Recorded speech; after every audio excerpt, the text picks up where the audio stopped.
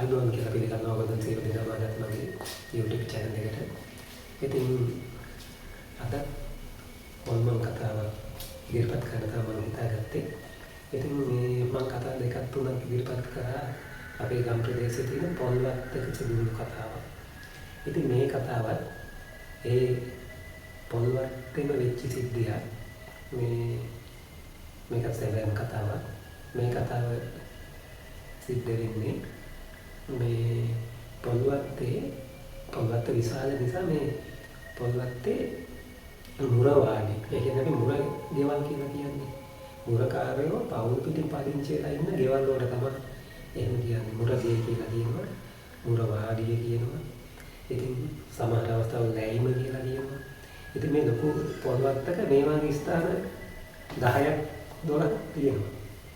ඉතින් මේ එක තැනක අපි හිතමු මම මේ කියන තැන ඒ කියන්නේ මේ මුරවාඩි පළවෙනි මුරවාඩි කියලා අපි ගමු.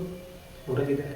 ඒ මුරගෙදර ඉන්න මුරකාරයා අවුරුද්දක් විතර ඉන්නකොට මුරකාරයා විතර මේ යාගේ බීරින්ද ළමයි මම මේ කියන ගෙදර ළමයි 12 දෙනෙක් ඉඳලා තියෙනවා. සැබෑම සිද්ධියක් මේක. ඒ අය තාමත් ඉන්නවා.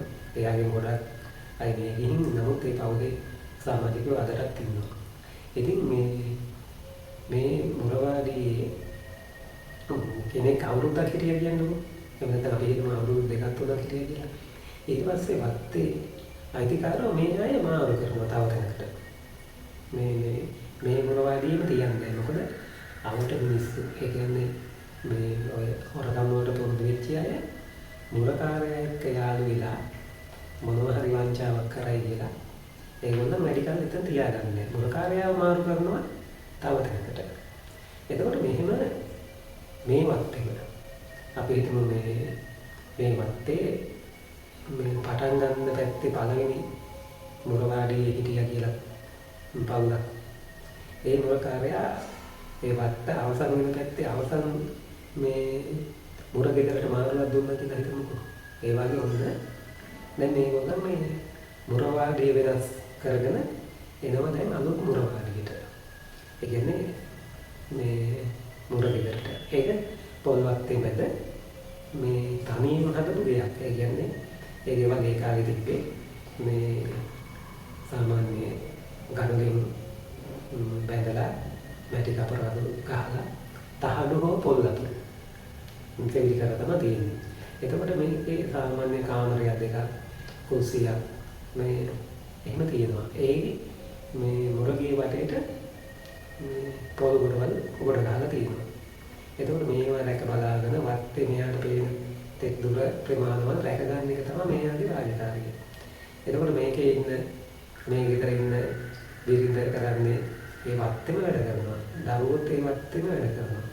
ඉස්කෝලේ යන අය මෙතන ඉඳන් ඉස්කෝලේ යනවා. ඉතින් තව රජයේ රැකියාවල් එහෙම ලැබුණොත් කෙනෙක් ඉන්නවා නම් ඒවටත් යනවා මුරවාඩියේ ඉඳලාම යන්නේ. ඉතින් මොහොම ඉන්න අතරේ දැන් මේගොල්ලන් හදිසියෙම යාලට මාරුවක් වෙනවා. මේ මුරවාඩියට එනවා.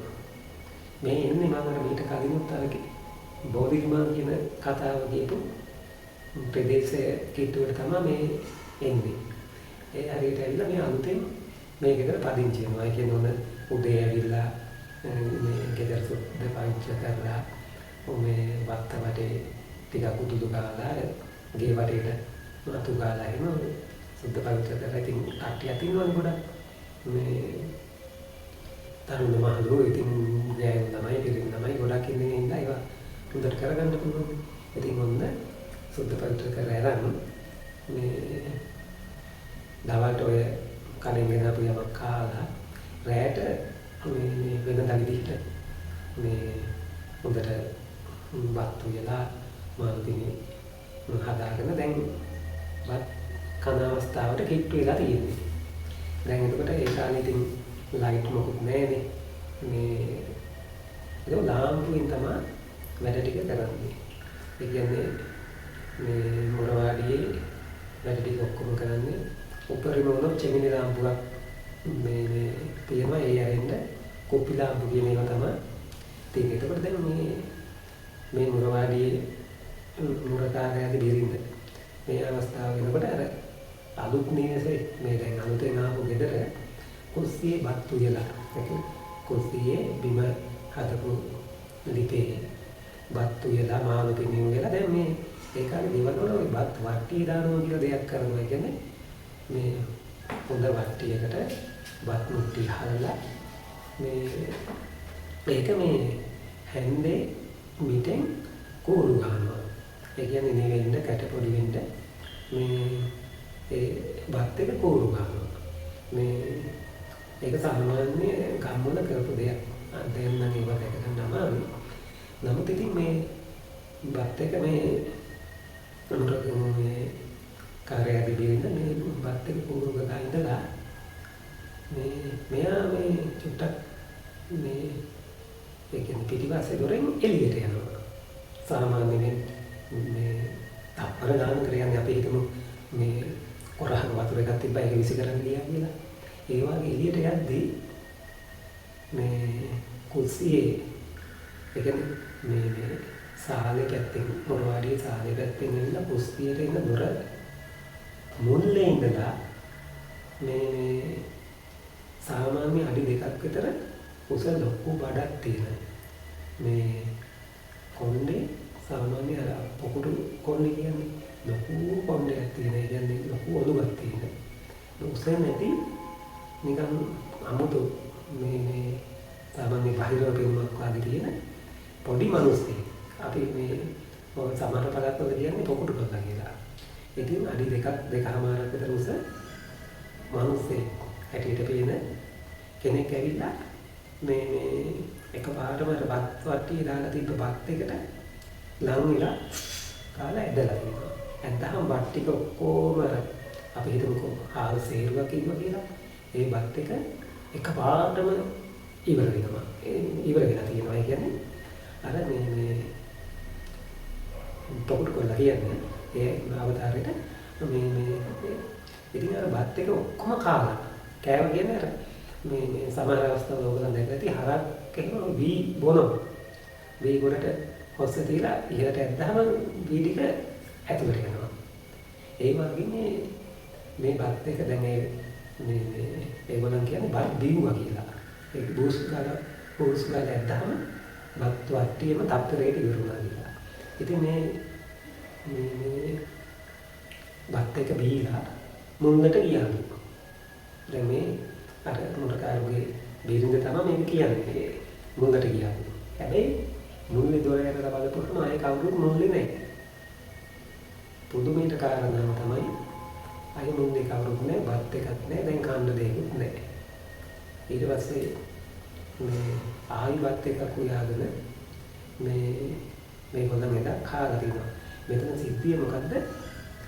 බත් වට්ටිය. ඒ කියන්නේ බත් වට්ටිය දානවා නම් බත් වට්ටිය තනි කරන්න බෑ. තනි කරන්න මුල්ලේ ඉන්න කොල්ලාව බත් එක දීලා ගියා. එතකොට මේ සිද්ධිය අපි හිතමුකෝ දැන් ආයේ මේ මුරකාරයාගේ බිරිඳ ආයේ මේ බත් වට්ටිය තනි කරන්නේ නැහැ. මෙයා ටිකක් මේක නාරච්චි කරලා බලපුවම කලින් හිටපු අයටත් මේක වෙලා තියෙනවා. එතකොට දැන් මේ ඉන්න පොකුට වලකින් කාටවත් හානියක් නැහැ. බත් එක තනි කරොත් බත් එක කනවා. කනවා කියන්නේ බොනවා. ඒක තමයි තියෙන හානිය. එතකොට අපි හිතමු දැන් මේ සිද්ධිය පළවෙනි දවසේ වුණා. ඊට පස්සේ ආය අවුරුදු 5කින් 10කින් හෝ අර බත් වට්ටිය තනි වුණා කියලා. එදාට පැනලා මොනවා ආයි. ඒක තමයි මේ පොකුට වලගේ වැඩි. ඉතින් අනිත් වෙලාවට දැන් මේ මුරකාරයාට මේ පොකුට කොල්ලා මේ වත්තේ ඉන්නවා පේනවා. ඒ කියන්නේ රැයට ගමන් කරනකොට ටෝච් එක ගහපුවාම මෙයා ඉඳලා මග ඇරලා පැත්තකට යනවා. ඒ කියන්නේ මුහුණට මුහුණ හැම්මෙන්න එන්නේ නැතිලු. ඉතින් මේ කොහොමද මේකට ඒ කියන්නේ මේක තරම් දරුණු හොන්නක් නෙවෙයි. ඒ කියන්නේ කෙනෙක් මේ අමාරු වෙලා නැහැ කියන්නේ අර අපි ජීවිත හානිය කරන්න තරම් හොල්මනක් නෙවෙයි මේක. මේ ගොඩාක් ප්‍රදේශවල තියෙනවා මේ හොල්මනට කියන නම ප්‍රදේශයෙන් ප්‍රදේශයට වෙනස්. මේ සමහර ප්‍රදේශවල පොකුට කියනවා. සමහර ප්‍රදේශවල තියෙනවා මේ පොකුට කොල්ලා කියලා. අය ඔය මේ දොඩම් ගස්ලන්ද පැත්ත වගේ පළාත්වල කියනවා මේ කොරිගම් පිටිය කියලා. ආයි කියන කොරහම් පිටුවා කියලා. ඉතින් මේ කොයි නමින් කිව්වත් මේ පොඩිවට ඉන්නවා නම් මෙයා මේ බොහොම අදට මම දන්න තරමින් හැම ප්‍රදේශයක වාගේ මේ හොල්මන මේ අවතාරය අපිට දැක ගන්න පුළුවන්. ඉතින් මේ කතාව මට ඔයගොල්ලන්ට කියන්න හිතුනේ මෙහෙම සිද්ධි මේ සිද්ධිය මට නම් හරි අමුතු සිද්ධියක්. ඒ කියන්නේ මේ බත් කනවා කියන එක අමුතු සිද්ධියක්. ඒ කියන්නේ අවතාරයක් කියනකො අවතාරයට ආහාර ඕනේ නැත. මේ එහෙම නැත්නම් හොල්මනකට ඒක ඕනේ නැහැ. එතකොට මේ බත් කාපු කෙනා කොහාටද ගියේ? මම ප්‍රශ්න රාශියක් මේ තියෙනවා. ඒකට එනවා. ඉතින් ඒවට උත්තර හරියට නැහැ. ඒකත් එක්ක මම හිතන් යද්දි මේක පොඩ්ඩක් ඕගොල්ලන් එක්ක බෙදා ගන්න ඕනේ කියලා මම හිතුවේ ඒකයි. ඉතින් මේ සිද්ධිය මම කියන වත්තේ උන සැබෑ සිද්ධියක්ම තමයි. ඉතින් මේ වගේ සිද්ධි තව තියෙනවා. මම තවත් වෙලාවක තව එකක් ඔයගොල්ලන්ට අරගෙන ඉතුරු ඔයගොල්ලන්ට ජය වේවා.